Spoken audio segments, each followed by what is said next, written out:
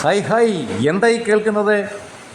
ഇപ്പോൾ നമുക്ക് ബമ്പർ അടിച്ചിരിക്കുകയാണ്. കണ്ണൂർ നമുക്ക് കൈബോംബിൻ്റെ സ്റ്റാർട്ടപ്പ് $multi-million ബിസിനസ്സാണ്. ഇതാ മലപ്പുറത്തു നിന്ന് എടവണ്ണയിൽ നിന്ന് കൈത്തോക്കിൻ്റെ സ്റ്റാർട്ടപ്പ് തുടങ്ങാൻ സാധ്യത ഒരുങ്ങിയിരിക്കുന്നു. മലപ്പുറത്തെ എടവണ്ണയിലെ വീട്ടിൽ നടന്ന പോലീസ് പരിശോധനയിൽ 20 എയർ ഗണ്ണുകളും 3 റൈഫിളുകളും പിടിച്ചെടുത്ത് പോലീസ്. 200-ലധികം വെടിയുണ്ടകളും 40 പെല്ലറ്റ് ബോക്സും കണ്ടെത്തി. വീട്ടുടമസ്ഥൻ ഉണ്ണിക്കമ്മദിനെ പോലീസ് അറസ്റ്റ് ചെയ്തു. ആയുധങ്ങൾ അനധികൃതമായി സൂക്ഷിച്ച് വിൽപ്പന നടത്തുന്നുണ്ടെന്ന രഹസ്യ വിവരത്തിൻ്റെ അടിസ്ഥാനത്തിലായിരുന്നു പരിശോധന. ഭയങ്കര പൊട്ടൻഷ്യലാണ്.